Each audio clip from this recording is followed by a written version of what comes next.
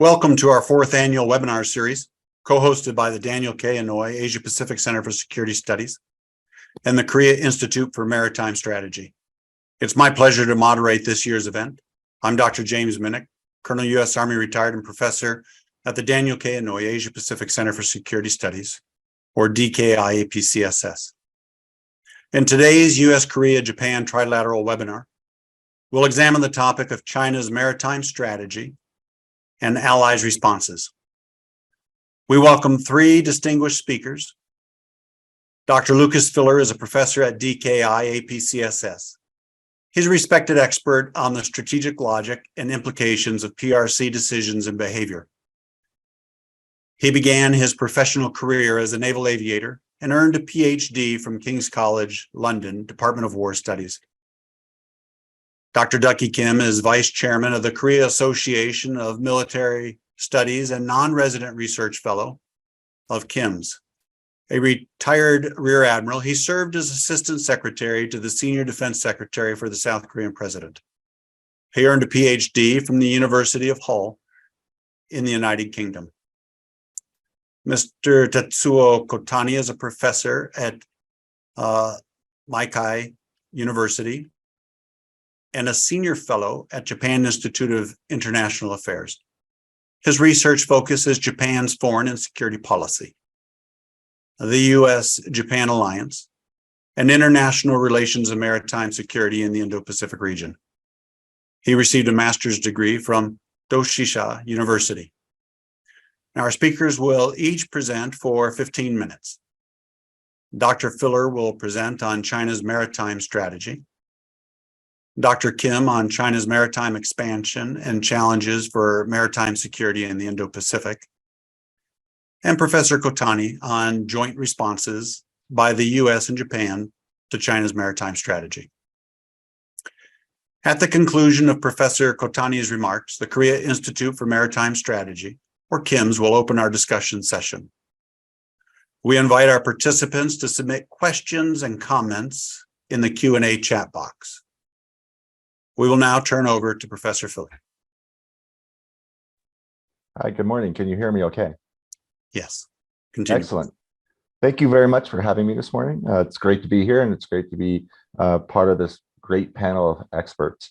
In the next 15 minutes or so, what I was hoping to do is just do a very quick, broad outline of sort of the Chinese, generally speaking, its geostrategic thinking and perspective and how that plays out in its evolution of its maritime strategy, which mostly focuses on the Indo-Pacific region, although has expanded over the last few years.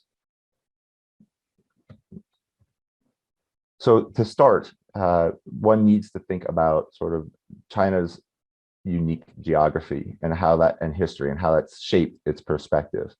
So on the right, you'll see a slide or a graphic that was made by The Economist for a general explanation. You may not always agree with some of the characterizations it makes of China's neighbors, and I don't always agree with all of it, but the point that it makes is that China, starting from very early in its history, has not been blessed with a good geography. It's been surrounded on all sides and continues to be surrounded on all sides by other countries or maritime borders, which have been subject to a substantial amount of instability. So for perhaps some of our listeners who may be from places such as Mongolia, for example, which is where I am right now, the characterizations may not seem 100% accurate. And for those who may not be familiar with the term frenemy, which is one of the characterizations in the bottom, that is a portmanteau of friend and enemy. And it is a slang term used in America to suggest that those countries, the relations with China, are not overtly hostile, but they're not 100% friendly. They don't have a lot of trust, but there's no major conflicts at the time.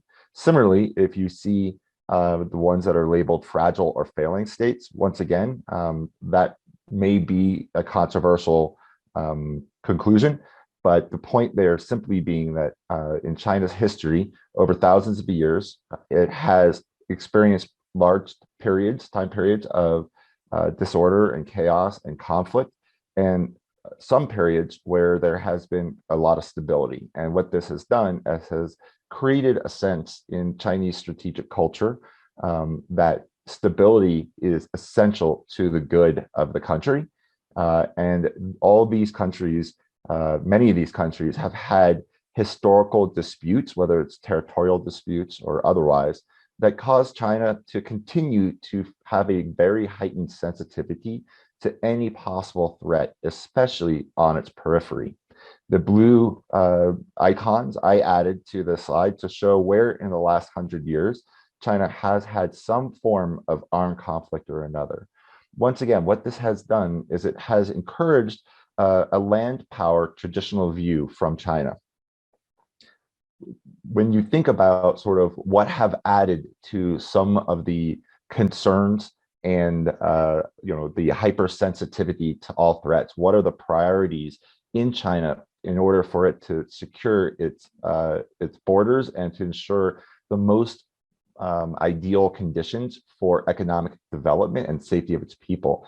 Some of the constraints are not only just the threats that it perceives around its borders over thousands of years, but also it is a country that is not blessed with a lot of generous natural resources. So for example, you'll see on my slide here, the next couple of slides will have just a few facts about this. China has limited arable land, 7% to feed 22% of the population.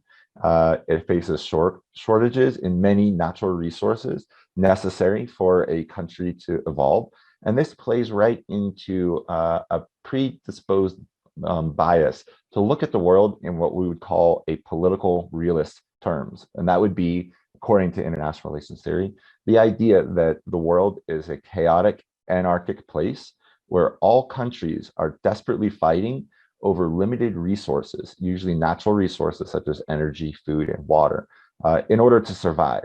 And what this means is that any country that manages to secure those resources is likely to grow strong. And the countries that do not have those resources or cannot gather those resources, they will become weak and become vulnerable to stronger powers. And so countries must do everything they can in order to secure these resources.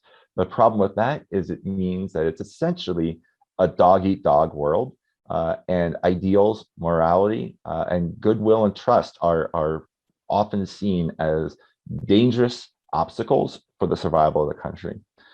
In the case of China, obviously, this means that there's a strong reliance on imports, food security, as well as water security. China is not blessed with a lot of water.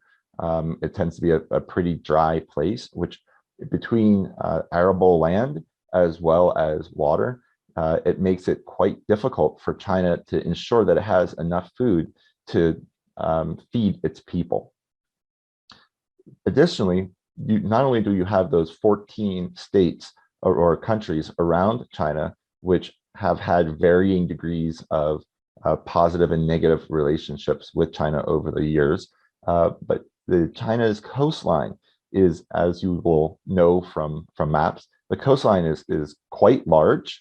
And although China has been traditionally a land power focused on land power threats or threats from its land borders, in the last 150 years, whether it was Japan or sort of Western countries, the most recent, largest, most dramatic threats to China have come from the sea. Also, as China has sort of liberalized a little bit its production and manufacturing economy, most of that has been focused on the coastal areas. And with that have come a large migration of the Chinese population to the coastal areas. So this has caused China to slowly shift some of its priorities and some of its concerns from its land borders, where it has also managed to largely not resolve its territorial disputes, but at least put them aside. Some of the one of the major exceptions to that, of course, is India. But for the other ones, there's still a substantial amount of tension, but the relations have been stabilized, allowing China to start focusing a little more on its more recent vulnerabilities along its coastline. So, you can see from this slide as well that China's coastline is incredibly important to its global trade, which it has in recent past, but continues to link global trade and overseas development and economic opportunities to seeing those as essential for its continued rise in order to achieve what it calls national rejuvenation, which might be considered its idea of resuming its rightful place at the top of at least the regional hierarchy, if not the global hierarchy. One of the things that we see in Chinese writing, not so much in the doctrinal writing, but a lot in both scholarly writing, as well as sort of what is implied as China has evolved its security strategies and national defense white papers. It has increasingly talked about not just protecting its coastline and not even just the East China Sea and the South China Sea, but even more so, it believes, much like it views the United States, that its global interests as well as its global obligations and desire for global influence have continued to increase in what it believes is commensurate. It's in proportion with as it has grown in its own national power. And this has been enshrined, again, in some of its authoritative documents. For example, its 2015 National Defense White Paper is one of the first mentions where it starts saying that its national security is directly linked to overseas global development. Because of this, added with the addition of its hypersensitivity to threats because of its history, because of its geography, it has continued to have a very, very strong concern, a sense of vulnerability that other countries could have a drastic impact on its economic well-being very quickly by simply shutting access to the ports on its east coast. It will, they often call this the Malacca dilemma. And so one of the things we see is that One Belt, One Road, or BRI, many of its infrastructure projects are focused on its south and west, whether it's pipelines or roads or railroads and things like that. It is making a number of very ambitious and large-scale construction efforts to provide other means for it to both export, but more importantly, import in ways to mainland China that do not involve the Malacca Straits. This is largely focused on energy because China is quite energy dependent, but it does include other goods as well. One of the interesting things about this is you could see the quote above, and this was a professor who was considered sort of one of the leading early scholars in China about its maritime security. And I think it encapsulates pretty well a very contemporary view of sort of Chinese concerns about its economic security and how that relates to its national security. So going through sort of history of Chinese strategic thinking and geostrategic thinking, there is a fair amount of recognition of both Western land power and sea power theorists. For example, Mackinder being one of the most notable land power, but also people like Mahan with sea power. I would say, and I'd love to hear the thoughts of my colleagues, I would say that China generally still has a land power view, even of the East China Sea and the South China Sea. The East China Sea and South China Sea are treated more like buffer areas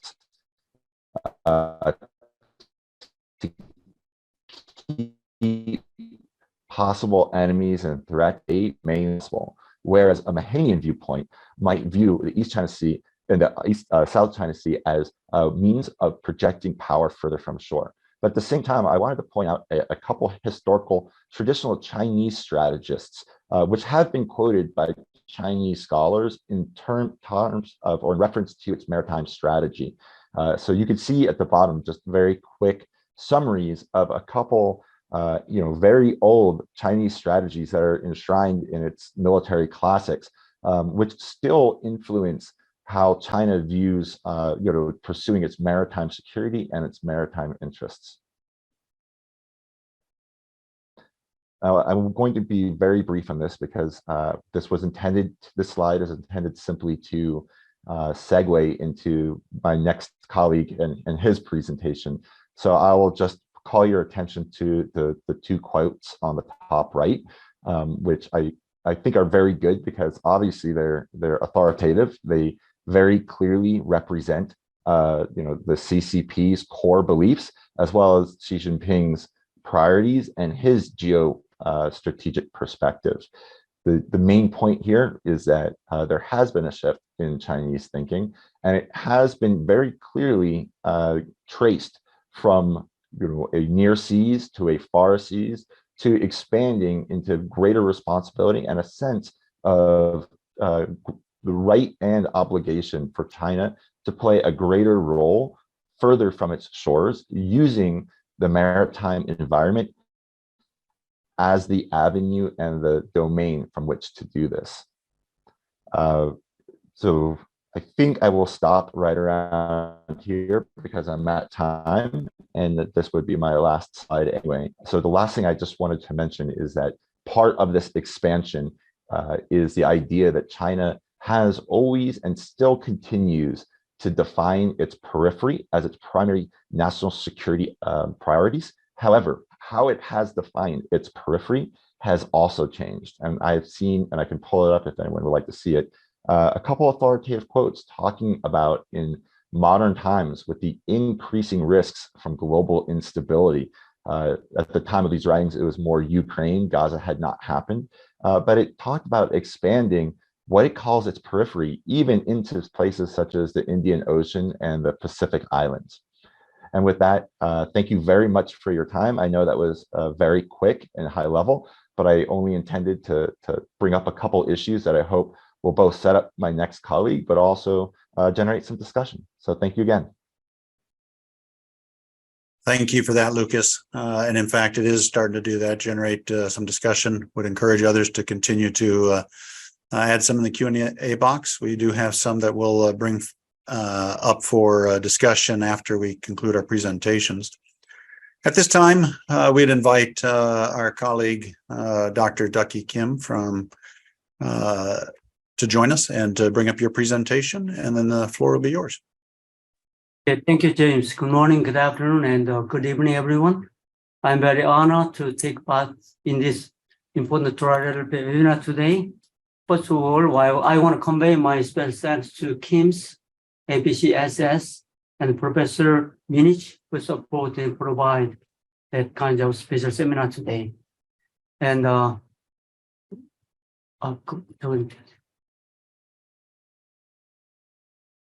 as you can see on the slide, today's PLAN has been able to grow into a blue water navy that can challenge to the U.S. Navy with the strong support of leaders from Mao Zedong to Xi Jinping.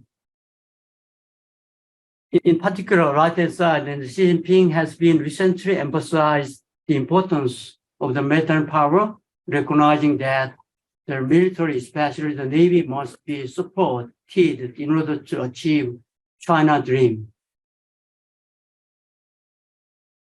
As you can see on the slide, my content are as follows from introduction, China's maritime expansion to conclusion.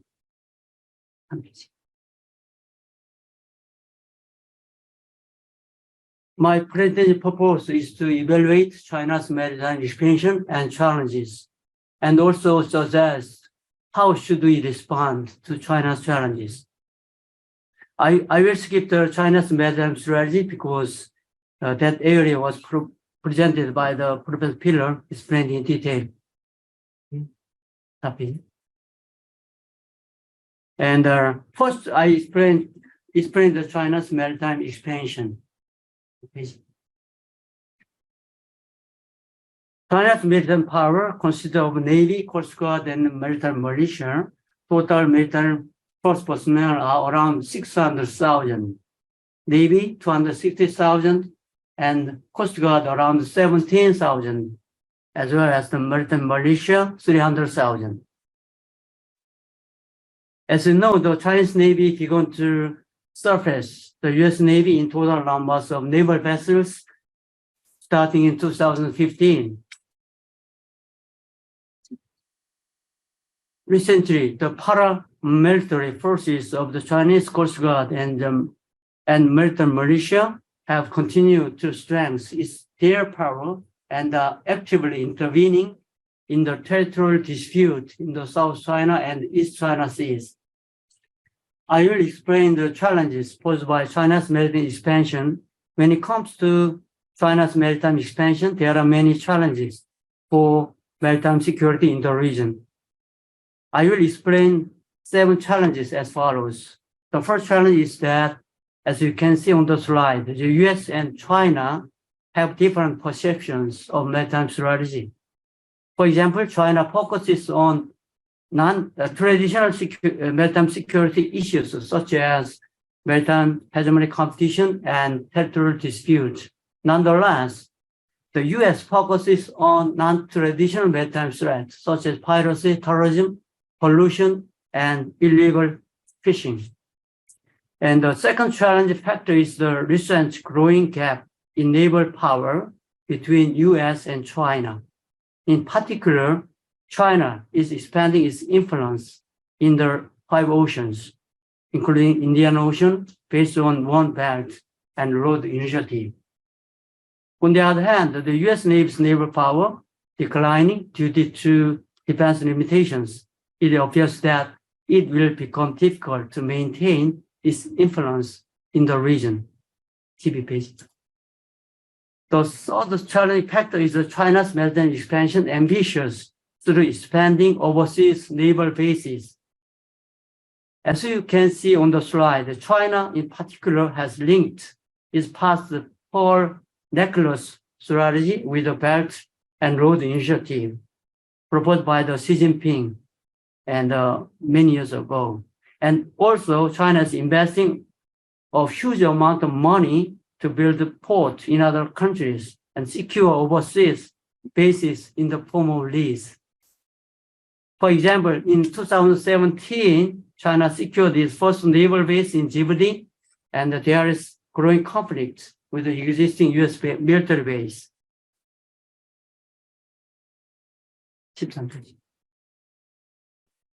And the first challenging factor is China's threat to Taiwan.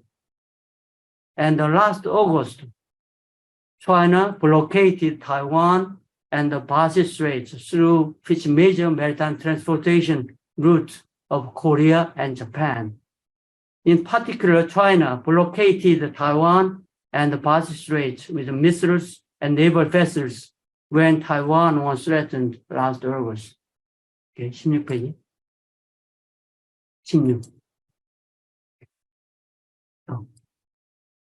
And also, the fifth, it is related to construction of artificial islands and military bases in the South China Sea.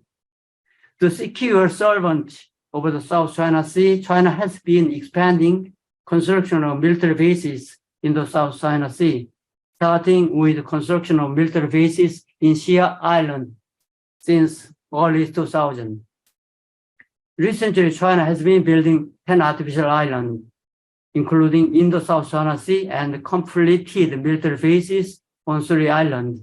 As you can see on the right-hand slide, these military bases consist of airships around 3 kilometers and also hangars and ports. Total pierce length is around 700 meters. It means that aircraft carriers, destroyers, and submarines can be deployed there. 7th challenges, and there is a dispute in the East China Sea. There are 3 hot issues among Korea, Japan, and China. First issue is that 200 nautical miles EEZs are overlapped by the 3 countries. Second issue is the continental shelf boundaries among the 3 countries. And the last issue is that the ADIZ issue by the 3 countries. Currently, China frequently invaded Korea, Japan, ADIZ by itself, sometimes with a Russian aircraft. The last and final challenging is growing conflict as China cooperation with Russia to secure exclusive control over the Arctic Ocean. Each page. Measures for maritime security cooperation. There are 3 tracks, track 1 through track 2. In the case of track 1 cooperation, there are ASEAN and ASEAN Regional Forum, Seoul Defense Dialogue, and WPNS meetings. Track 1.5 combined by track 1 and track 2. Track 2, there are SysCam meeting by the civilian experts. Down page. And also, we have 3 kinds of areas to enhance maritime security cooperation measures in the region. First area is the law and the regime, UNCLOS and the PCA. The problem is that China ignored that decision by this kind of international law and regime or regulations. Second part is the political and institutional measures, such as ASEAN Maritime Forum and the Code of Conduct and the ROKN. And the last, military and Coast Guard cooperation, WPNS, and also North Pacific Coast Guard Forum. ROKN Navy is currently actively participating to enhance maritime cooperation with other countries, such as multilateral meeting, joint and host, and combined exercise with the US and Japan. We are joining the anti-piracy operation, the Gulf of Aden. Nevertheless, in order to build maritime trust, we need to continue building a strategic relationship of trust between US and China and guarantee freedom of navigation in the high seas.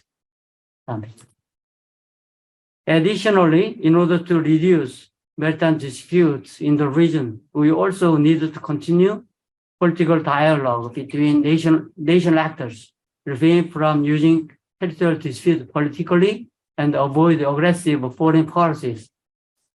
In addition, I believe that if we jointly respond to non-traditional threats, such as combating piracy in the region, trust will continue to be built and maritime instability can be reduced.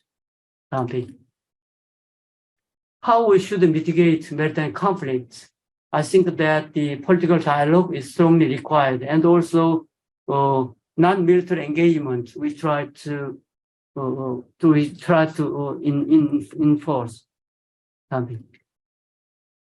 How should we against the translational threat in the region and remove root causes of piracy and other translational threats? We also enhance or strengthen bilateral, multilateral labor and cultural cooperation is strongly required based on humanitarian aid and disaster relief operations. In conclusion, I propose the following 4 areas to build maritime peace and stability against China's maritime expansion and challenges in the region. First, there is a need for rapid information exchange regarding MDA in the region. Second, we must continue to strengthen maritime trust building. In particular, information sharing has become more important than ever before to respond to maritime threats from North Korea, China, and Russia. As far as I know, Japan is acquiring MDA-related information more right time than Korea by operating Sea Guardian UAV systems. Third, I think it is necessary for us to continue to push and persuade China to follow international laws and norms, such as UN Convention Law of the Sea and Code of Conduct, which was agreed by China and ASEAN. And lastly, considering the lack of maritime capabilities of ASEAN countries, I strongly suggest that Korea, US, and Japan should support these countries' efforts to increase their maritime power to respond to China. For example, Korea has been providing retired naval ships to the Philippines and Vietnam for many years. In addition, ROKN Navy's submarine command provides submarine training and education programs to other countries, including ASEAN. That's all my presentation. Thank you very much for your attention. Thank you. Well, thank you for that, Dr. Kim. We look forward to hearing from our third and final panelist, Professor Kotani. And over to you, Tetsuo.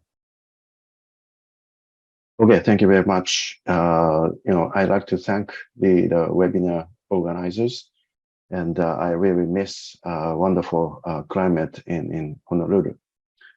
So my topic is about the U.S.-Japan joint response to maritime security, maritime strategy of China. So let me briefly describe what China's maritime strategy has been. So in the 1980s, China shifted its focus of maritime strategy from the coastal defense to offshore defense, assuming the two island chains. And I think this move was mainly driven by China's territorial ambitions and also a need for counter intervention against the United States. I think the 1996 Taiwan Strait crisis was a turning point for China's maritime strategy. At that time, China conducted a missile exercise against Taiwan's first ever democratic presidential election. In response, the United States dispatched two carrier strike groups. And because of that, China needed to suspend their missile exercises. But China was very much humiliated by this incident, and thereafter they accelerated their efforts to develop what we call A2AD and what China calls the counter-intervention capabilities. Initially, China tried to develop their capabilities by purchasing the Soviet-era destroyers and submarines. And also they have developed their Coast Guard capabilities and also the maritime militia so that they can conduct the so-called gray zone coercion against the neighboring countries. And developing those capabilities, China became more aggressive around 2008 inside the first island chain and beyond. As we all remember, China started the intrusion of the territorial waters of the Senkaku Islands in December 2008. And also we had an incident in the East China Sea in 2010 and 2012. And today, China has developed the indigenous capabilities, including highly capable cruisers, destroyers, submarines, and aircraft carriers.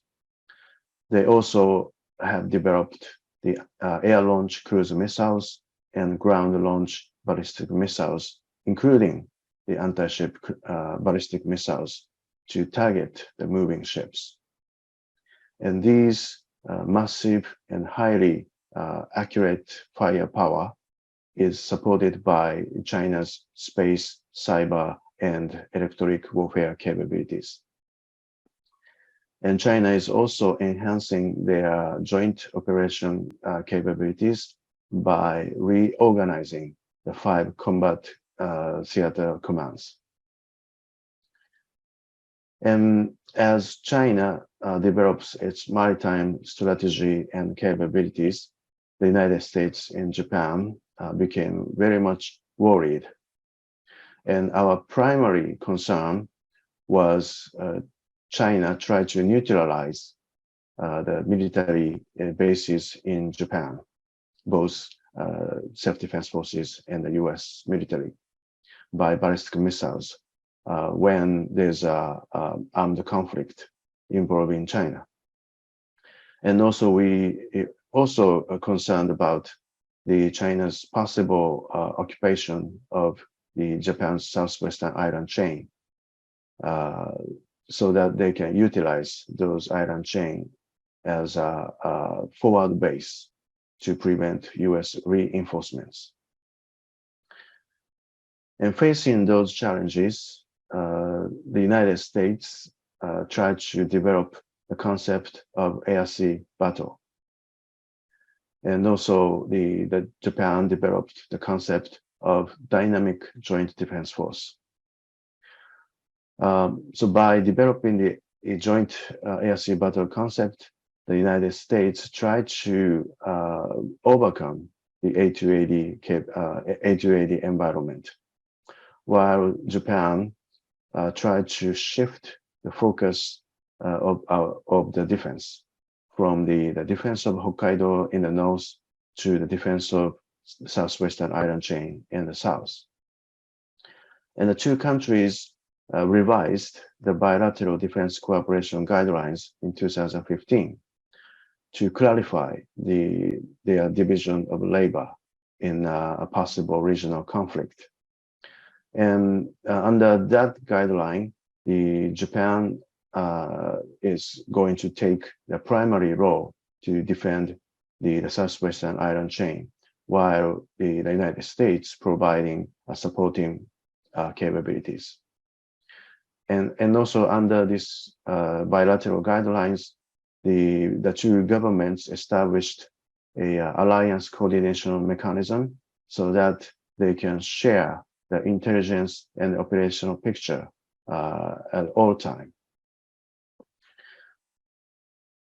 Despite those developments, the big challenge remained, which was the so-called missile gap. China developed a massive theater missile capabilities, which could destroy all the US military bases in the Western Pacific, while the US and Japan lacked such capabilities. And because of that, for example, the US strategy, including the air-sea battle, assumed the US stays away from the front line, at least initially, to avoid being destroyed by those missiles. The problem was because the Japan self-defense forces are a resident force, and we have no place to hide. So the self-defense forces needed to be a stand-in force, even under the A280 capabilities. So how to overcome this gap remained a huge challenge for the alliance. And meanwhile, in 2016, when President Tsai Ing-wen took the presidency in Taiwan, China started a massive military pressure campaign against Taipei. And US and Japan started to prepare a possible Taiwan contingency. And then the Trump administration decided to withdraw from the INF treaty, and which opened up opportunity for the US to develop medium-range ground-based missile capabilities in the theater. And now the US Marine Corps and the US Army developing those longer-range capabilities to become a standing force under the A280 capabilities, A280 environment.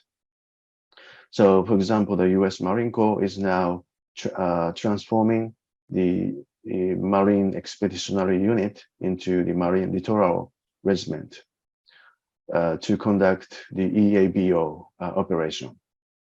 And the US Army is now forming a multi-domain operational forces in the theater. And those forces will be equipped with a longer range capabilities, such as the HIMARS, Tomahawks, and in the case of US Army, the longer range hypersonic weapons. Those forces would not be vulnerable to A280, and they can be a standing force under the A280 environment. And plus, under the 2022 National Security Strategy, the Japanese government decided to acquire longer range strike capabilities with increased defense budget. So now both the United States and Japan could maintain a robust standing force even under the A280 capabilities. And those standing forces could provide operational space for the Navy and Air Force. The partnerships with the regional countries are also important. For example, the United States just agreed to expand the facilities which they can access in the Philippines under the EDCA. And also that Japan is now negotiating with the Philippines about the possible visiting forces agreement so that self-defense forces can use the facilities in the Philippines. And the United States has been expanding its access to the Australian bases and facilities, while the Japan concluded the reciprocal access agreement with Australia. And now our Air Force is conducting training in Australia. And in terms of the Navy, the Japan is now acquiring smaller frigates without reducing firepower, so that we can operate more ships with fewer crews. And the United States Navy is focusing on the distributed lethality so that they can maintain their capabilities under the A280 environment. And the Pentagon just announced the replicator initiative to operate thousands of drones in a possible armed conflict against China. So before concluding, let me say a few words about Japan-US-Korea cooperation. We just had a historic summit meeting at the Camp David in August. And now that South Korea is very much interested in doing a maritime security cooperation with both Japan and the United States, I think that would open up a good opportunity for the three countries to work on the maritime security. For example, we can cooperate in the case of Taiwan blockade, and also we can cooperate more in the South China Sea. So by doing those developments, I think Japan and the United States have a better chance to disrupt China's theory of victory if China starts a war. And we could make the strategic calculation of China more difficult. And then I think we can enhance the deterrence. But challenges remain for the alliance. For example, we have to further coordinate our C2 cooperation. Our C2 structure will continue to be parallel, but as Japan is now establishing a permanent joint operation command, I think we should consider how we can further facilitate our C2 cooperation.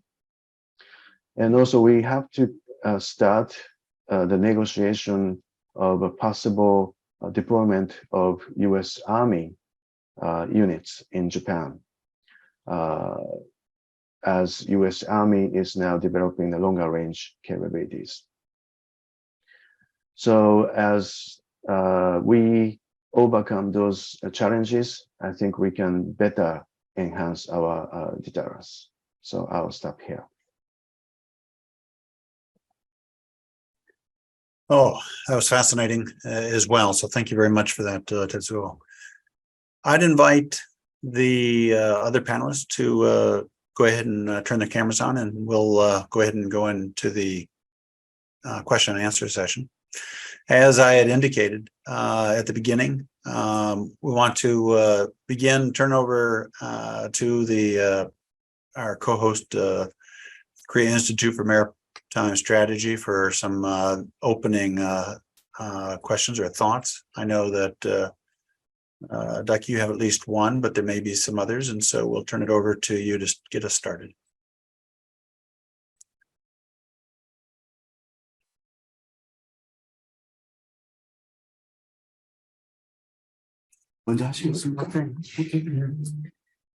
Hello, Dr. James Minnich. This is Sakabli. I thank you very much for your very well organized webinar. I think you devoted a lot for this webinar. Thanks.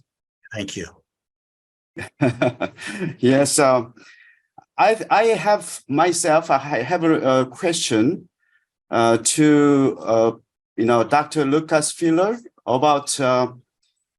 My question is, China is ongoing, very serious threat in terms of when we look at the South China Sea. China is actually building lots of military facilities and infrastructures, and it's not potential. Actually, the threat is here. So I think we need to do some kind of action rather than just freedom of navigation operations. I think we need to do more active, proactive, actions against those behavior, such as neutralizing, Chinese constructed airfields like that. While we are discussing this way of Volvo seminar and then just navigating around their area, and then they are actually building and then they are achieving their strategic goals. So I think United States Navy and Korean Navy, also Japan Navy, self-defense forces, I think we need to do some more active, measures against those Chinese threat issues. What's your thoughts on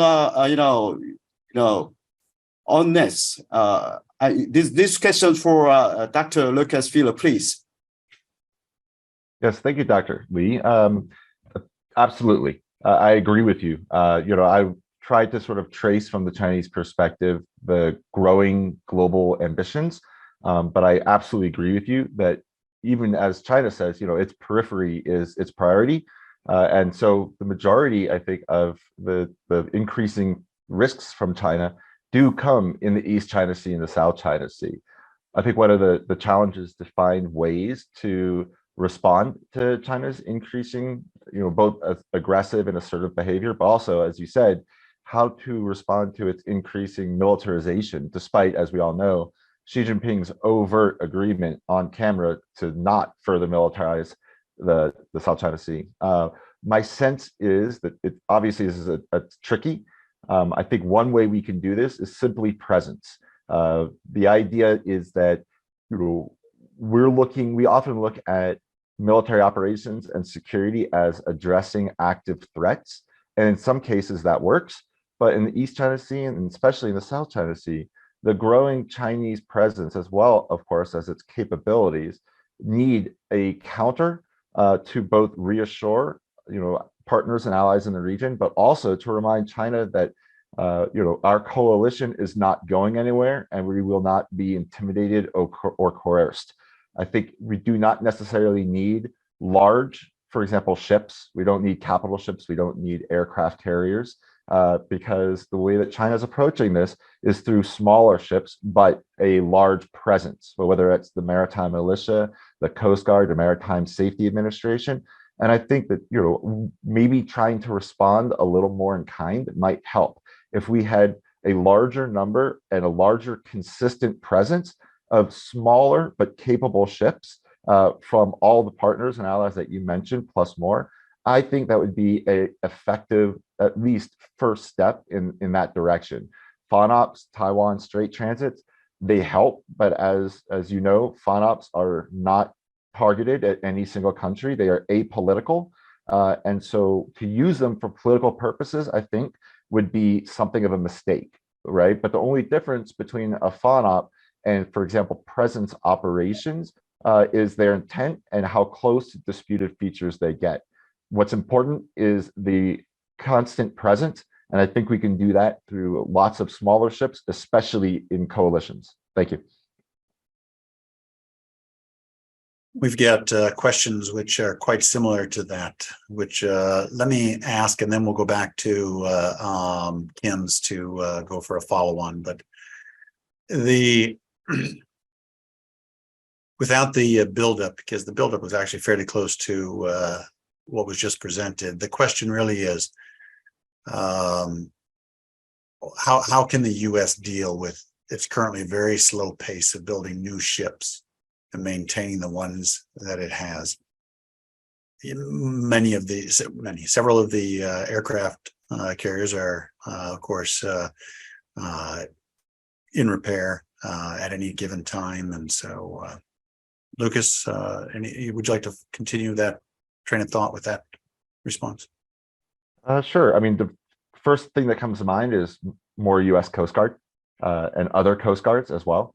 So the U.S. Coast Guard obviously has limited capacity, but they have a number of ships, especially their national security cutters, which have increasing capacity and I think convey a degree of presence and resistance that I think does have a powerful signal. I absolutely agree with you that some of the recent sort of crises, whether it's Ukraine, but especially Gaza, I am concerned that these are providing something of a distraction for the US and others. We are sort of following the bright, shiny object, which is not to say that we shouldn't react to Gaza. That's a very important issue that the United States needs to exert military presence in. But we need to also keep in mind what that might mean for the Asia Pacific region. And so at least being careful about and very considerate about reallocation of Indo-Pacific forces to other AORs is important. The other one I would suggest is, when we talk about Indo-Pacific, the numbers of forces assigned to the US Indo-Pacific Command, many will point to that and say it has the largest number of forces of any of the geographic combatant commands. While that's true, it is also the only geographic combatant command where forces that are in the United States count towards the total numbers. Those forces in the United States are ready to be moved further into theater, but they're not authorized and funded unless there's a crisis. And I think that our government could probably, it's not a matter of money, it's a matter of sort of focus. I think if our Congress focused a little bit on the implications, we could assign and fund some of those forces and send them further west, including, for example, Third Fleet in San Diego, but also a lot of land forces in the Pacific Northwest. So I think that would be an easy response to use some existing forces. But I'd be really interested to hear what colleagues have to say about other ideas. Tetsuo? Well, just recently, the US and Japan agreed to utilize the Japanese ship repair facility for repairing and also maintaining the US Navy's ships. I think this is a very significant advance.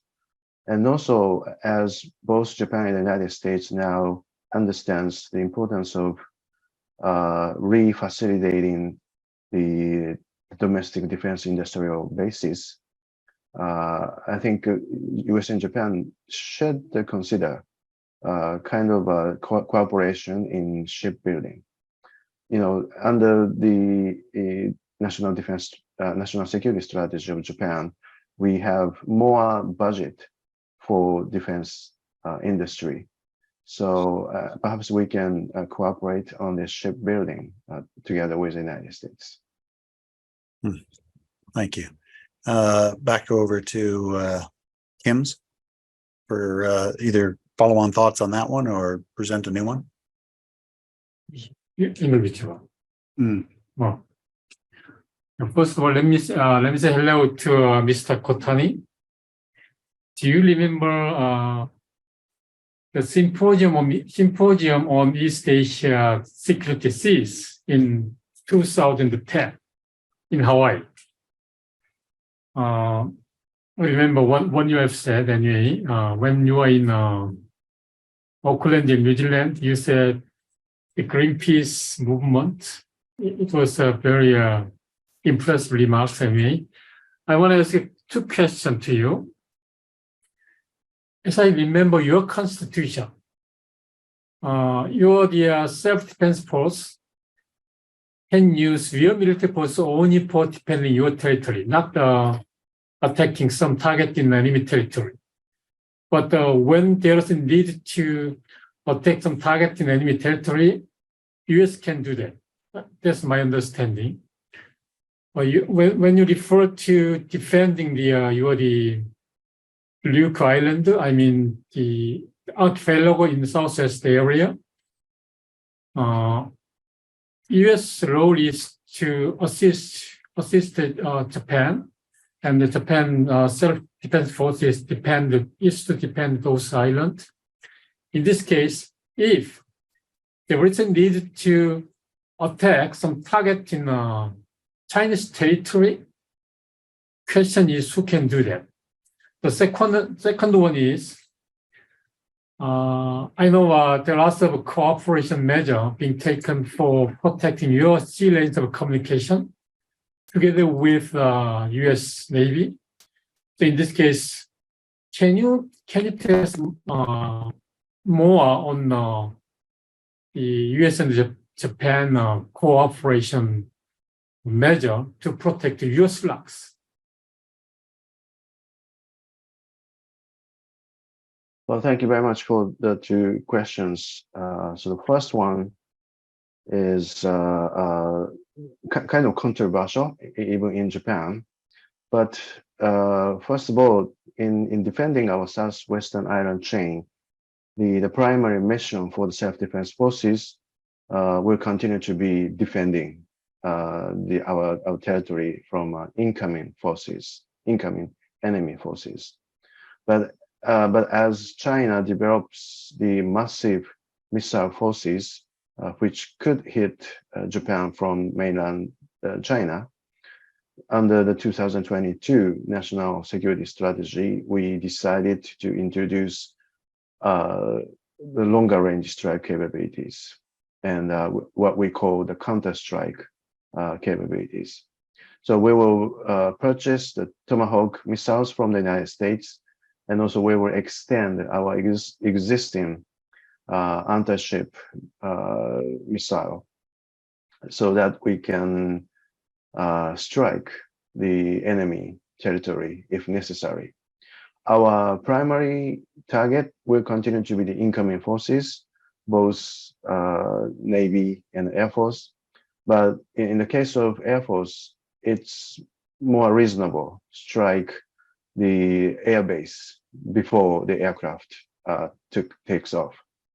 So the Japanese government officially stated that the enemy airbase could be a target of our counter-strike capabilities, but we understand this is an extension of our denial capabilities rather than the massive punishment.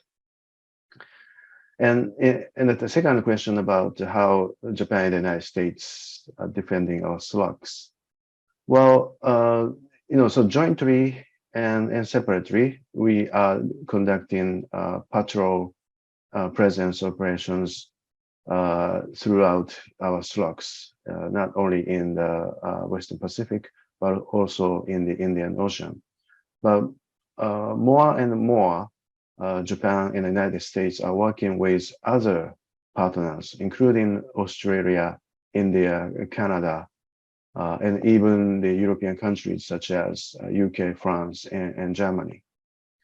And of course, we are working closely with the Southeastern Asian countries. And here we very much welcome the South Korea to join in defending the slugs from Western Pacific to the Indian Ocean. Thank you for that. Any other follow-ups from either you there, Dr. Chung, or anybody at Kim's before we go to the larger set of questions?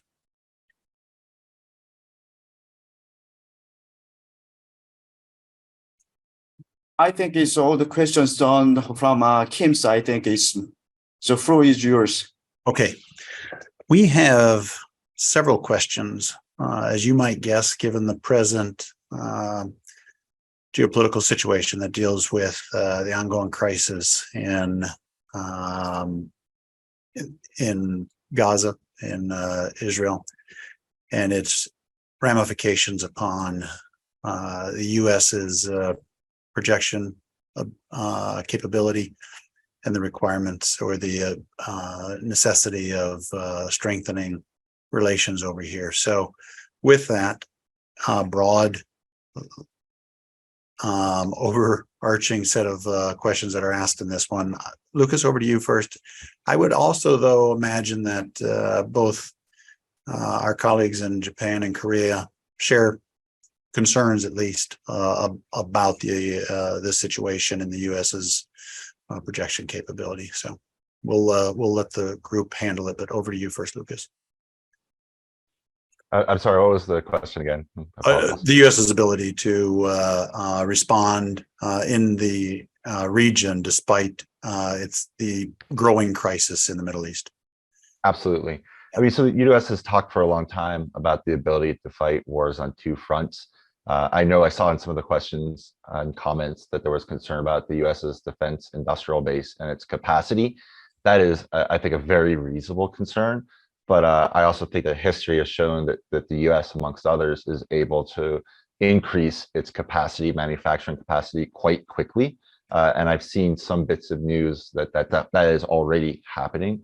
And I think also we should not discount our allies and partners and their abilities. We've worked for decades to increase our interoperability for this kind of reason, is the ability for us to use each other's equipment and to work together as force multipliers. And so I think that this might be a great opportunity to sort of do a little bit of a real world test of all that joint and combined training.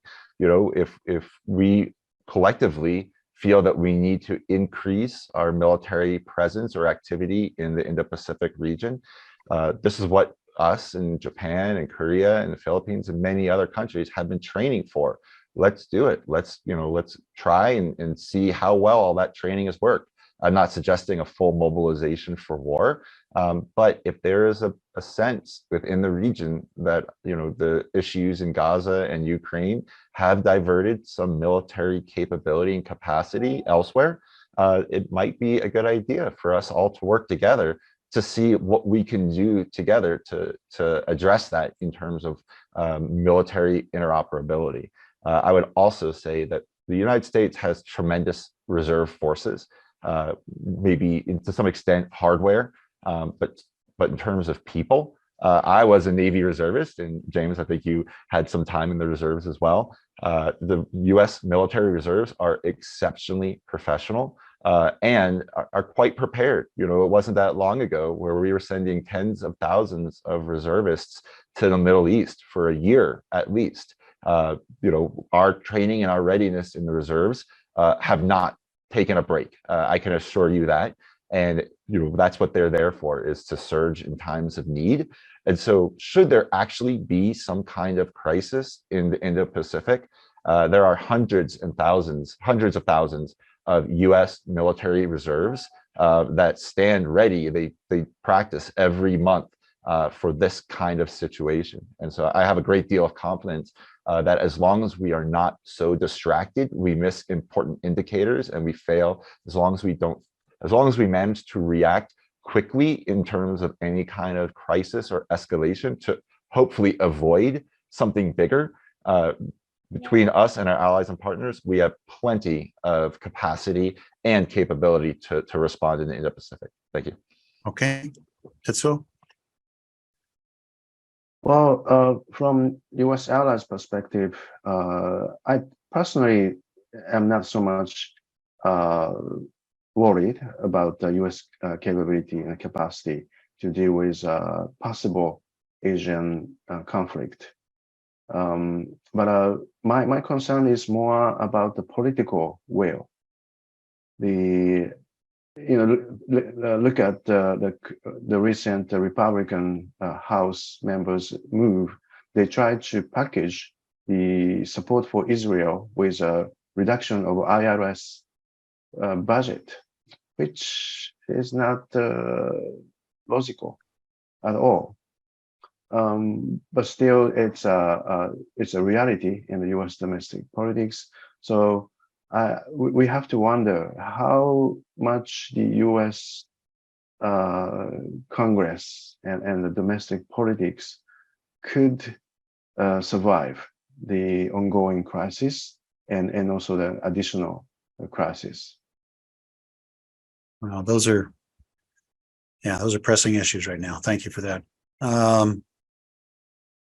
Duk-ki, any comments about this? And as you know, around 25 years ago, there was a hot issue related to two major regional conflicts will be happened simultaneously where U.S. can effectively managing that situation. Nowadays in Korea, there are hot discussion is that during the Taiwan crisis, U.S. forces in Korea will be deployed or not. Many high-ranking generals of USFK in Korea and during the Taiwan crisis, U.S. forces will deploy to Taiwan. But nonetheless, North Korea will also make some provocation to South. How can we handle that situation? But current Hamas-Israel situation is almost same. So internally in Korea, we are still wondering, U.S. will managing that situation more than two crises or conflicts in the Middle East and in East Asia is possible. So nonetheless, ROKN U.S. alliance is currently very strong and we can handle them. But nonetheless, many Koreans are still wondering how to do that. Okay, thank you. Tetsuo rightly brought up there's concerns about political reliability or conviction.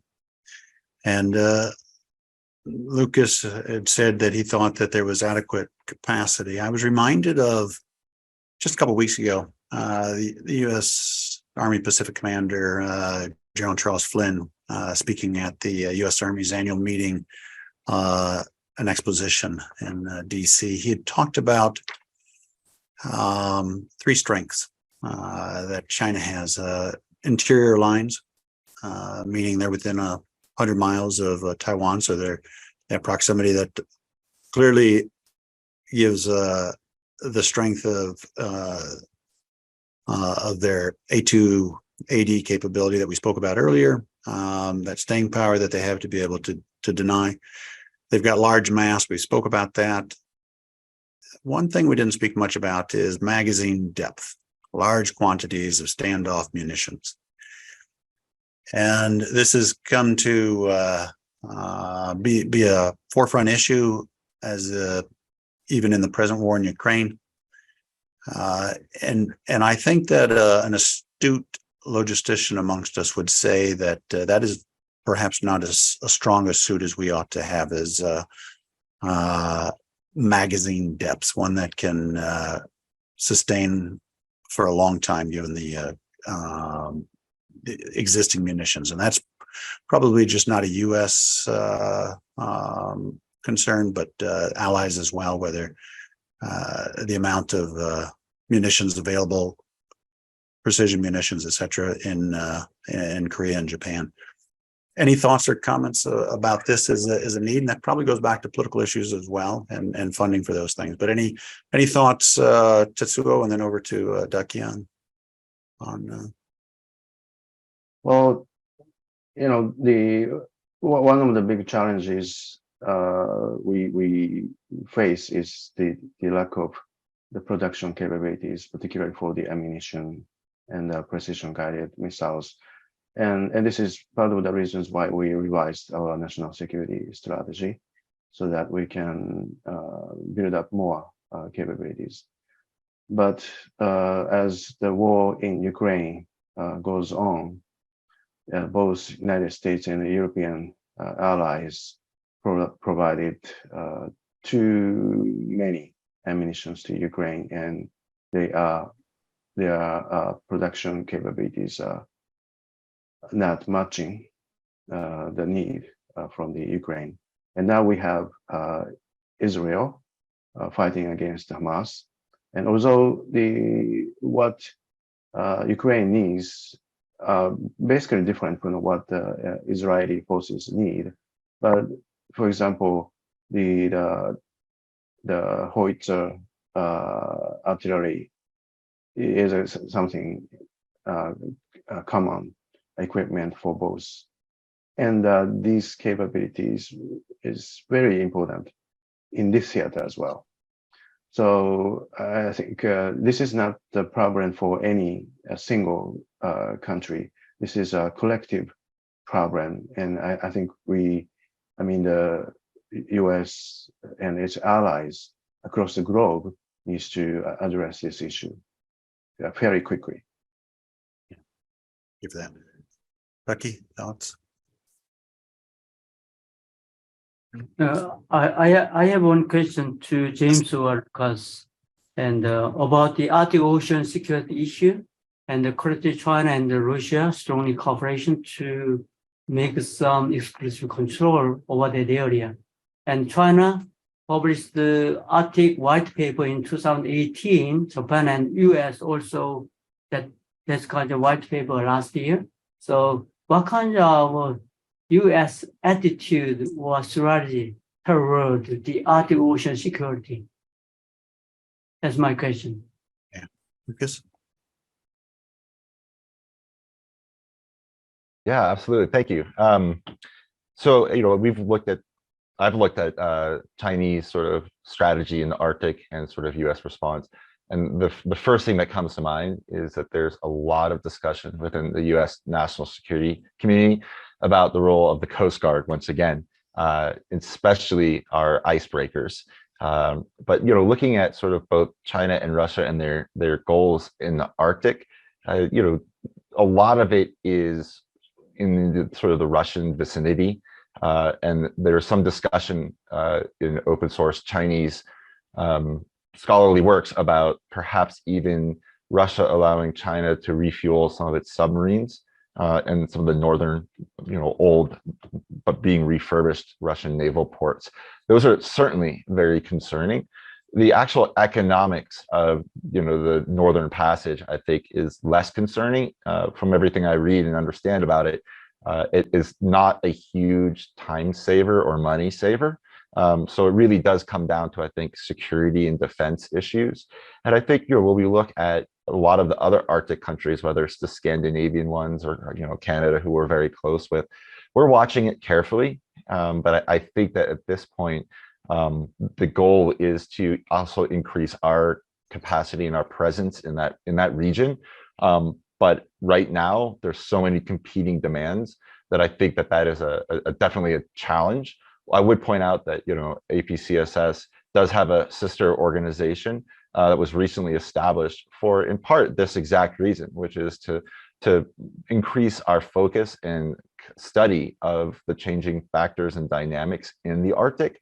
But this is definitely an area of the global commons, right? And so there's a lot of opportunity for collaboration and cooperation amongst both Arctic states and non-Arctic states to look at ways to manage these global commons and address, through hopefully international law and conventions, means of regulating it before it becomes too tense of an issue.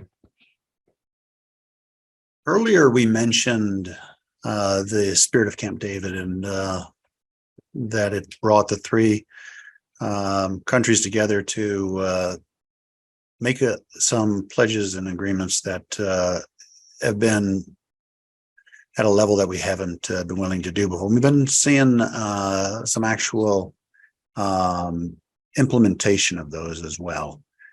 I guess I would ask, what measures will ensure the sustainability and the long-term effectiveness of trilateral maritime security cooperation? And then how might we further institutionalize this partnership? And so in our closing time, maybe we'll turn this attention now to the trilateral efforts. So I know maybe Tetsuo, we might even begin with you. I know that you can take on this one. You can even expand further. You know, China and Japan have made. Well, let me just let you take it from where you'd like to go first before I add to it. Sure. So as I said in my presentation, I think there's now a big opportunity for the trilateral for the three countries to develop maritime security cooperation. And first of all, I think we have been done for example, the anti-submarine warfare exercises among the three countries, and we have done the missile defense exercise among the three countries. But I think we have to go beyond that. And I think, for example, we can do maritime security cooperation, assuming a Taiwan blockade by China in the East China Sea and beyond. And also, I think we can do trilateral naval exercises in the South China Sea. And plus, I think we can cooperate on the capacity building for the ASEAN member countries. I just learned the South Korea is now #1 arms exporter to the ASEAN member countries after the Russia's invasion of Ukraine, and Russia is now under sanction. So, you know, Japan has a certain restriction on the providing military capacity to the foreign countries, but South Korea has a robust capabilities to do so. So I can see a possible division of labor among the three countries to further facilitate the capacity building assistance to the ASEAN member countries. Thank you for that. Duk-ki or any of your colleagues there, Kim? Okay, James, and I bring up one of my PPT material. Yeah, of course. That is current operating status by the Korean government to prevent any kind of accidental naval incidents in the high seas and the skies. We have bilateral or multilateral cooperation measures with China and Russia and Japan. And nonetheless, problem is that China, we made the agreement in 2011. Nonetheless, China ignored our hotlines when we notify some kind of China's invasion of our KDG, but that kind of situation is currently. But nonetheless, and with Russia, we try to prevent by annual meeting by the two navies to prevent any kind of naval incident. That is similar to 1972 INSEE agreement between U.S. and the Soviet Union. And also we have direct hotlines with Japan like that. And tactically try to mention more than how to enhance the bilateral maritime cooperation. Okay, tactically, please.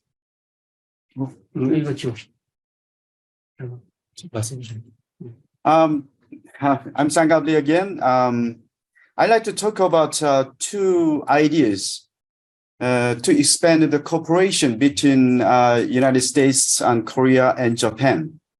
Firstly, I'd like to suggest, we need to open official Navy talk in terms of trilateral Navy talks. I believe, between United States and Korea, and then Korea and Japan's self-defense Navy, and then we both have those, bilateral, Navy talks, which is regularizing, official talks between two leadership of, naval forces. So from there, I think we can build up more practical, policy or actual, action against those military security threats. I think also this is the very right time to, more concrete, to make a more visualizing, outcome, because of the current Korean government is very active on the idea of, trilateral, military cooperation. I think this is the right opportunity we can't miss for the future's the security. Second is things that whenever I had a chance to participate when I was in military, I was a naval officer, and then I was in charge of the Korean team of the RIMPAC. So I think it's Japanese ships, lots of quite big forces have been participating in there, and then also Korea also participating very large part of the Korea Navy powers in the exercise. I think we can start those ideas, and whenever we participate, there is some kind of passage period. So I think it's because Japan and Korea, we have very similar location geographically to reach this Hawaii. I think is Japanese self-defense forces and Korean Navy, we can form combined fleet, and then we can sail, and then maybe we can sail around the South China Sea and Indonesia, and to go to Hawaii. I think we can start those sort of idea first, and then slowly we can build those trilateral regular paths around those area of disputed South China Sea. I think is times is still the current government is still still have some room to, still have a time to for possible next government. But I think is this is a very good opportunity for to pursue actively compared to the right now. I think is we need to do more active action. Thank you. Well, thank you. Lukas, any closing thoughts on this? I fully agree. I love everything that you all have said. The emphasis on allies and partners and all that sounds fantastic. I did, if you allow it, to respond to something that Dr. Kotani had queried a little bit earlier, which was expressing some concern about the political flexibility of the United States to respond. And I absolutely agree with you on that. However, I also feel a little bit reassured that if you look at, for example, 9/11, things like the Emergency War Powers Act allow us to respond very quickly, even in the face of some political debate. And so, to me, I think if there was a really pressing crisis or something like an invasion of Taiwan, I don't think there would be much hesitation. I think there would be plenty of debate going on at the same time. But yes, I know it was a little bit off topic, but it was something that was kind of sticking in my head. So thank you.